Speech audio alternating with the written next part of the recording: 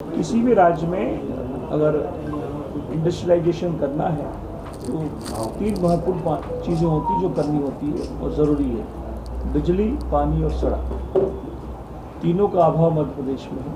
Logistics जिसको कहते हैं वो उसकी बहुत कमी मध्य प्रदेश में। 18 सालों में मैं समझता हूँ कि सरकार ने 10-20 हज़ार करोड़ कॉन्फ्रेंस में, इन्वेस्टर मीट्स में ख़त्म कर दिए होंगे। लास्ट ईयर इंदौर में आपने देखा था, इंदौर की जो इन्वेस्टर मीट हुई थी, ग्लोबल इन्वेस्टर मीट हुई थी, 2-2 लाख करोड़ के MOU साइन यहाँ किए। लास्ट ईयर जो इन्वेस्टर मीट इंदौर में हुई उसमें कम से कम 2000 करोड़ रुपये सरकारी खर्च हो गया, लेकिन ज़मीन पे कुछ भी नहीं है। तो हमारा प्लान ये है कि स्मॉल कॉटेज इंडस्ट्रीज लगाई जानी चाहिए। सेल्फ एम्प्लॉयमेंट, लोगों को, नौजवानों का, पढ़ा लिखा आदमी, मेरे घर में, आपके घर में बच्चा है, इंजीनियरिंग पढ़ लिया, जॉब नहीं मिल रहा उसको कैसे हम सेट करें? उसको सस्ते दरों पर लोन दिया जाए, वो अपने घर में, अपने इलाके में छोटी कॉटेज इंडस्ट्री लगाए, उसके साथ खुद भी एम्प्लॉयमेंट उसको मिलेगा, साथ में 4 गांव के लोग और छोटी छोटी कॉटेज इंडस्ट्रीज लगाने का ब्लॉक स्तर पर, जिले स्तर पर लगाने का प्लान है।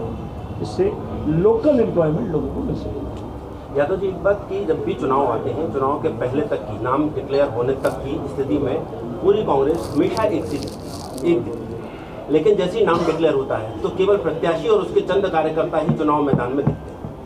इस स्थिति से कैसे निपटें? नहीं, बड़े हमेशा होता है ये इम्पोर्टेंट प्रश्न है और हम बड़े चिंतित इसको लेकर कि ऑब्वियसली देखिए हर विधानसभा में बहुत सारे दावेदार होते हैं, टिकट तो एक तय होता है।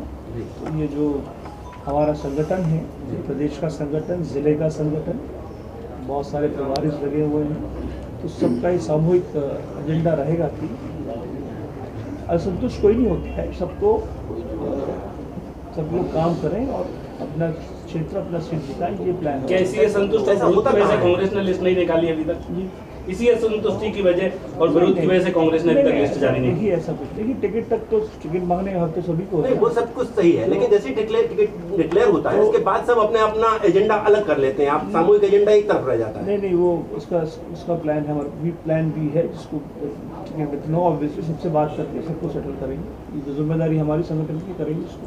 जो कांग्रेस के पुराने कार्यकर्ता है या भाजपा के पुराने कार्यकर्ता है, निष्ठावान जिन्हें कहा जाता था, वो लोग नहीं दिखाई दे रहे हैं चुनाव।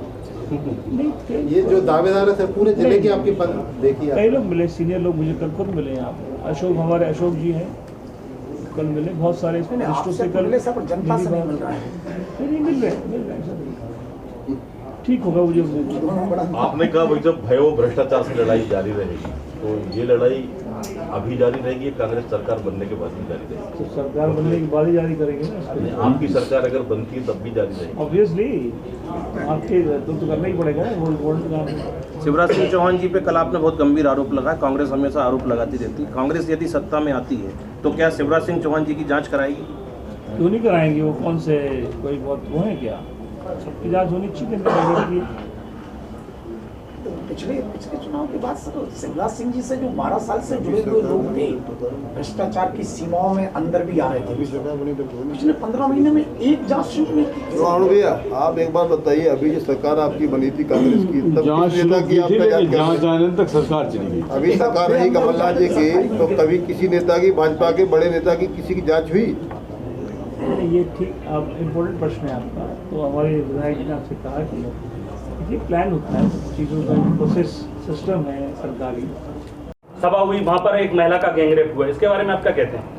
मैं तो बार चिल्ला के बात कह रहा हूँ कि मध्य प्रदेश कहने को तो शांति का टापू है, खाली कहने को, लेकिन जो शर्मनाक घटना महाकाल की नगरी में होती है वो सबको झकझोर देती है।